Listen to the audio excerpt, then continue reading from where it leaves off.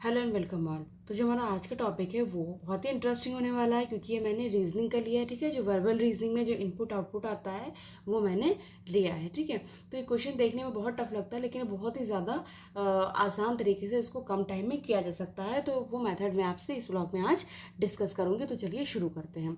तो ये हमारा क्वेश्चन दिया हुआ है। ठीक है, तो यहाँ पर देखिए इनपुट दिया हुआ है, मतलब एक लाइन में ये इनपुट दिया है, उसके बाद कुछ स्टेप्स दिए हुए हैं। ठीक है, स्टेप 1 2 3 4 5 6 7। ठीक है, तो 7 स्टेप्स दिए हुए हैं और उसके बाद क्या लिखा है, and step 7 is the last step of the rearrangement of the above input as the desired arrangement is obtained. तो ये जो लास्ट हमारा मतलब 7 स्टेप है, ये हमारा क्या है, ये हमारा लास्ट स्टेप निकल कर आया है। ठीक है, तो इसको करने का सबसे आसान तरीका क्या है, देखिए इसमें आपको इनपुट दिया रहेगा, कुछ स्टेप्स दिए रहेंगे, फिर उसके बाद कुछ क्वेश्चंस होंगे इससे रिलेटेड, उसमें भी कुछ इनपुट दे दिया जाएगा और आपको सेम पैटर्न यहाँ वाला फॉलो करते हुए इसको सॉल्व करना होगा। समझ में आ रहा है? ठीक है, तो हम पहले इनपुट उसको देख के इसको समझते हैं। देखिए ये जो इनपुट है इसमें क्या लिखा है, गॉन ओवर 35 69 टेस्ट 72 पार्क 27। तुमको क्या समझ में आ रहा है? हमको इसमें देख के ये समझ में आ रहा है कि इसमें मतलब वर्ड्स भी दिए हैं और नंबर्स भी दिए हुए हैं। ठीक है, अब इसके पहले हम स्टेप समझ लेते हैं क्या है। तो स्टेप 1 में देखिए पहले जो है नंबर आ रहा है। ठीक है, तो यहाँ पर टोटल 4 नंबर दिए और कौन सा नंबर आ रहा है, सबसे छोटा वाला नंबर आ रहा है। ठीक है, उसके बाद gone over 35 69 test 72 park as it is वैसे ही उतार दिया गया, मतलब 27 यहाँ आ गया, बाकी सब वैसे ही उतार दिया गया। तो हमारा स्टेप 1 कंप्लीट हो गया। अब स्टेप 2 में क्या किया इन्होंने, देखिए 27 आ गया। उसके बाद ये देखिए वर्ड्स जो दिए हुए हैं इसमें जो है टी, ठीक है, टी मतलब ये टेस्ट आ रहा है। ओके, तो यहाँ पर इन्होंने टेस्ट लिख दिया है। फिर गॉन ओवर 35 69 72 पार्क। ठीक है, इस तरीके से ये आ रहा है। तो इसमें क्या करना है, जब भी ऐसा क्वेश्चन आए तो पहले आप इनपुट देखेंगे, फर्स्ट 2 स्टेप देखेंगे। ठीक है, तो जैसा कि हमको यहाँ पर देखकर समझ में आया कि जो नंबर है वो इंक्रीजिंग फॉर्म में आ रहा है। ठीक है, ओके, उसके बाद हम सीधा आ जाएंगे स्टेप नंबर 7 पे। हम ये देखेंगे कि आखिर इसका आंसर मतलब जो इसका आउटपुट है वो क्या निकल कर आ रहा है। तो यहाँ पर जैसे हम देखते हैं 27 टेस्ट 35 पार्क 69 ओवर 72 गॉन, ये चीज़ एकदम क्लियर हो गई है कि पहले नंबर है, फिर वर्ड है, फिर नंबर है, फिर वर्ड है, फिर नंबर है, फिर वर्ड है। तो इस तरीके से कोई भी क्वेश्चन आए तो उसमें क्या करना है, हमको पहले इनपुट देखना है, फिर पहले 2 स्टेप देख के लास्ट पे सीधा हम आ जाएंगे और तब हमको पैटर्न समझ में आ जाएगा। तो नंबर जो है वो इंक्रीजिंग ऑर्डर में है। ठीक है, उसके बाद जो वर्ड्स के मतलब जो पहला लेटर है वो हम देखेंगे। ठीक है, वो किस ऑर्डर में है, तो देखिए टी बाद में आता है। ठीक है, उससे पहले पी आता है, फिर उससे पहले ओ आता है, और उससे पहले जब ABCD पढ़ना स्टार्ट करते हैं तो सबसे पहले जी आता है। तो अगर हम इस तरीके से देखें तो पहले गॉन आएगा, फिर ओवर, फिर पार्क, फिर टेस्ट। मेरे कहने का मतलब ये है कि जो लेटर्स हैं वो डिक्रीजिंग ऑर्डर में और नंबर जो हैं वो इंक्रीजिंग ऑर्डर में है। तो हमको सिंपल क्या करना है, हमको ये इसको मेंशन कर लेना है, नोट डाउन कर लेना है। ठीक है, नंबर्स जो है वो हमारे क्या हैं, स्मॉल टू बिग हैं, स्मॉल टू बिग है। क्लियर? और ये जो हमारा क्या कहते हैं लेटर्स हैं वो क्या हैं, आई होप अब आपको दिख रहा होगा। जो हमारे लेटर्स हैं वो है बिग टू स्मॉल। ये चीज़ हमको क्लियर हो गई। मतलब हमको क्या करना है, इनपुट देखना है, फिर फर्स्ट स्टेप देखना है, फिर लास्ट में आ जाना है, हमको पता चल जाएगा कि क्या पैटर्न फॉलो हो रहा है। बहुत सारे क्वेश्चन ऐसे होते हैं जिसमें नंबर साइड में कर देते हैं, मतलब जैसा कि हम इसमें देख सकते हैं नंबर्स आ गए, फिर बाद में लेटर्स आ गए और उसका ऑर्डर हम देख के खुद ब खुद समझ जाएंगे। ठीक है, अच्छा आप इससे रिलेटेड क्वेश्चन करते हैं। तो ये क्वेश्चन है क्वेश्चन नंबर 12। देखिए इसमें इनपुट दिया हुआ है। ठीक है, तो इस इनपुट को ये इनपुट लिखा है, फिर इसमें पूछ क्या रहे हैं, how many steps will be required to complete the rearrangement, मतलब इसका आउटपुट लाने के लिए कितने स्टेप्स लगेंगे। तो इसका सबसे आसान तरीका ये है कि हमको क्या करना है, 86 और ये पूरे पूरे वर्ड्स ना लिख के इसका हम पहला लेटर लिखेंगे। ठीक है, तो 86 है क्वेश्चन में, फिर ओपन का ओ हो जाएगा, शर्ट का एस हो जाएगा, डोर का डी हो जाएगा, फिर 31 लिखा हुआ है, फिर 49 है, फिर ऑलवेज का ए हो जाएगा और उसके बाद है 45। तो ये है हमारा इनपुट टोटल। ठीक है, ओके। अब इसका सबसे आसान तरीका है कि हम जैसा क्वेश्चन में दिया है उसके अकॉर्डिंग जो लेटर्स हैं उसकी नंबरिंग कर लें। अब देखिए इसमें जो है सबसे पहले क्या आता है, ए आता है, तो हम ए में 1 लिख देंगे, ये पहले आएगा। फिर हम ABCD पढ़ना स्टार्ट करेंगे, BCD, तो ये सेकेंड नंबर पे आ जाएगा, मतलब ए के बाद डी आएगा, ठीक है। फिर DEFGHIJKLMNO,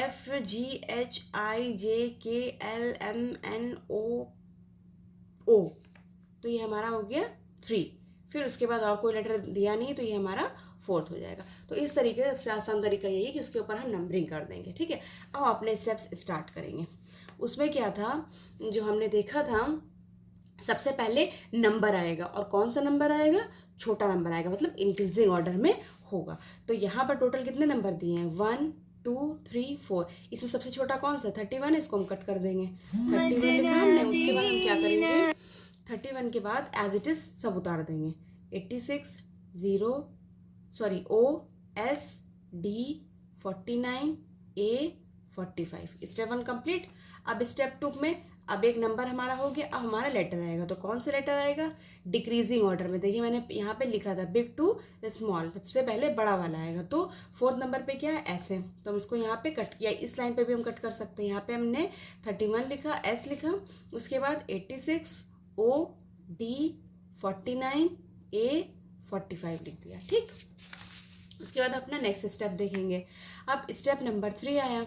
स्टेप नंबर 3 में अब देखिए नंबर हमारा हो गया, लेटर हो गया, अब फिर नंबर आएगा, तो 31 से बड़ा कौन सा नंबर है, 31 से बड़ा है 45, तो ये हमने कट कर दिया। फिर हमने 45 लिखा, 86 OD 49 A, ठीक। फिर उसके बाद हम नेक्स्ट स्टेप देखेंगे, स्टेप नंबर 4। अब देखिए नंबर हो गया, लेटर हो गया, फिर नंबर हो गया। अब लेटर्स क्या है, बिग टू स्मॉल है, ठीक। तो यहाँ पर 4th वाला मतलब एस तो हम लिख ही चुके हैं। उसके बाद 3rd नंबर पे क्या है, ओ है, तो हम यहाँ पर ओ लिखेंगे, ठीक है। फिर 80 से इसको कट करते जाइएगा वरना कंफ्यूज हो जाएंगे आप, उसको दोबारा लिख लेंगे, D 49 A। फिर हमारा स्टेप नंबर 5 आया। देखिए हमारा नंबर हो गया, लेटर हो गया, नंबर हो गया, फिर लेटर हो गया, अब आएगा नंबर, ठीक है। और नंबर किस फॉर्म में लिख रहे हैं, हम छोटे से बड़ा लिख रहे हैं, इंक्रीजिंग ऑर्डर में लिख रहे हैं, तो 45 से बड़ा कौन सा है, 49 है, ठीक। तो ये हम यहाँ पे कट कर दे ताकि हम कंफ्यूज ना हो। फिर 86 लिखेंगे, डी लिखेंगे और ए लिख लेंगे। उसके बाद अपना नेक्स्ट स्टेप देखेंगे, स्टेप नंबर 6। फिर 31 S 45, फिर लेटर भी आ गया, फिर हमारा नंबर भी आ गया। अब लेटर आएगा, और लेटर किस फॉर्म में है, बिग टू स्मॉल है, सबसे बड़ा, फिर उससे छोटा, फिर उससे छोटा।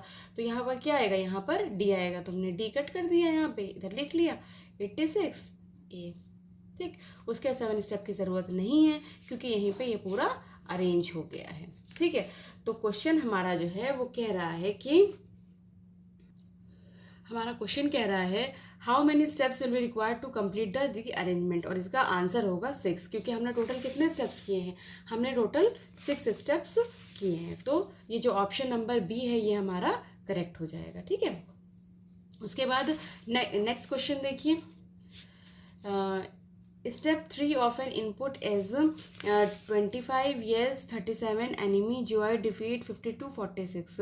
Which of the following is definitely the input? तो जहाँ पर इस तरीके क्वेश्चन आ जाए तो इसका आंसर होगा cannot be determined, क्योंकि हम इनपुट कैसे डिटरमाइन कर सकते हो, तो हम नहीं पता कर सकते हैं, तो इसका आंसर हो जाएगा डी, ओके। तो इनपुट से रिलेटेड 3-4 क्वेश्चन बनते ही बनते हैं, ठीक है। और फिर इसके बाद नेक्स्ट क्वेश्चन देखिए, step 2 of N input is 18 win 71 34 now if victory 61। मतलब कितना भी बड़ा इनपुट दिया हमें घबराना बिल्कुल भी नहीं है। जैसे कि मैंने आपको ट्रिक बताई है कि पहले उसको एक लाइन में लिख कर और जो वर्ड्स होंगे वो वर्ड्स पूरे ना लिख कर उसका पहला लेटर लिखेंगे और हम उसी के अकॉर्डिंग नंबरिंग करेंगे जो उस इनपुट में दिया होगा, ठीक है। मतलब पहले कौन सा लेटर आ रहा है, फिर कौन सा आ रहा है, फिर कौन सा आ रहा है, फिर पहले 2 स्टेप देख के सीधा हम लास्ट में पहुंच जाएंगे, तो हमको पैटर्न समझ में आ जाएगा कौन सा पैटर्न फॉलो किया गया है। तो इसमें हमको क्या करना है, how many more steps will be required to complete the rearrangement. मतलब ये स्टेप 2 डायरेक्ट दे दिया गया है, ठीक है।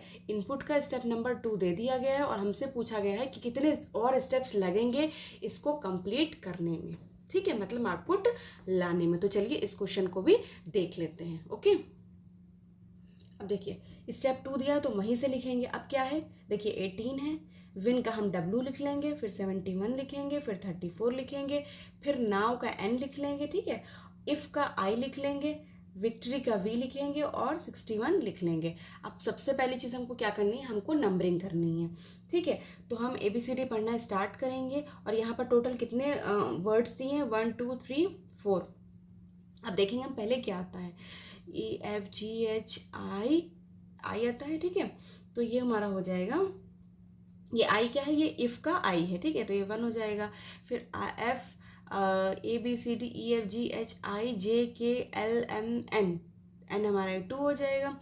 OPQRSTUV, फिर आएगा W, ठीक। तो ये हमारे नंबरिंग आसानी से हो गई है, ओके। अच्छा, अब इसके बाद थर्ड स्टेप क्या होगा, वही चीज़ हमको फॉलो करनी है। देखिए यहाँ पे सबसे छोटा नंबर आया है, नंबर्स क्या है, स्मॉल टू बिग है, वो चीज़ ज़रूर लिख लीजिएगा पहले ऊपर, ठीक है। तो नंबर्स स्मॉल टू बिग हैं और लेटर्स क्या है, बिग टू स्मॉल है, ठीक है। तो ये नंबर देखिए ये भी लिखा हो क्योंकि स्टेप 2 है ना, तो मतलब 2 चीज़ें हो चुकी हैं। अब हमको क्या करना है, 18 से बड़ा नंबर क्या है, 71 है, 34 है कि 61 है, 34 है तो हम कट कर देंगे, फिर 34 हम यहाँ लिख के 71 NIV 61 लिख लेंगे, ठीक। फिर स्टेप नंबर 4 हम देखेंगे। अब स्टेप नंबर 4 में देखिए नंबर लिखा, लेटर लिखा, फिर नंबर आ गया। अब W से छोटा कौन सा है, W से छोटा है V, तो हम यहाँ पे V कट करेंगे, इसको यहाँ पे लिख के बाकी सब ऐसे ही उतार देंगे, 61, ठीक। फिर स्टेप नंबर हम 5 देखेंगे। अब स्टेप नंबर जब हम 5 देखेंगे, अच्छा, तो इसमें हम नंबर लिखेंगे, फिर लेटर आ गया, फिर नंबर, फिर लेटर। अब इसमें नंबर आएगा, तो 34 से बड़ा क्या है, 61 है, तो हम यहाँ पे 61 लिख देंगे, फिर 71, फिर N, फिर I लिख देंगे। फिर 6 स्टेप पे आ जाते हैं, नंबर लिखा, लेटर लिखा, नंबर लिखा, लेटर लिखा, हमारा 61 हमको मिल ही चुका है। अब V से छोटा कौन सा होगा, मतलब N होगा, जो कि नंबर 2 है, तो हमने यहाँ पे N लिख लिया, फिर 71 लिखा, फिर I लिख लिया। तो यही क्या होगा, यही हमारा लास्ट स्टेप होगा। तो अब इसका हम आंसर कैसे करेंगे, देखिए तो यहाँ क्वेश्चन में क्या दिया था कि स्टेप 2 दिया हुआ है, ठीक। अब हमको पता करना था कितने और स्टेप्स लगेंगे आउटपुट लाने के लिए, ठीक है। ये जो रीअरेंजमेंट है इसको कंप्लीट करने के लिए तो हम स्टेप्स काउंट कर लेंगे। कितने स्टेप्स है, 1 2 3 4 5, तो टोटल कितने स्टेप्स लगेंगे, टोटल 5 स्टेप्स लगेंगे, ओके। तो यहाँ पर हम देख सकते हैं कि 5 हमको कहाँ मिल रहा है, 5 हमको मिल रहा है ऑप्शन नंबर सी में, तो यही हमारा करेक्ट आंसर हो जाएगा। तो इसमें यह है कि आप जितनी प्रैक्टिस करेंगे उतना ही आपको कम टाइम लगेगा आपको सॉल्व करने में और उतनी ही कम गलतियाँ होंगी। फिर एक टाइम ऐसा आ जाएगा कि आप मतलब देखते ही बिल्कुल कुछ सेकेंड्स में इसका आंसर कर पाएंगे। तो ये सब प्रैक्टिस पर है, ठीक है। तो मैं उम्मीद करती हूँ कि ये कॉन्सेप्ट आपको अच्छे से समझ आ गया होगा। मिलती हूँ जल्दी आपसे अपने नेक्स्ट व्लॉग में, तब तक के लिए take care and keep practising, bye bye.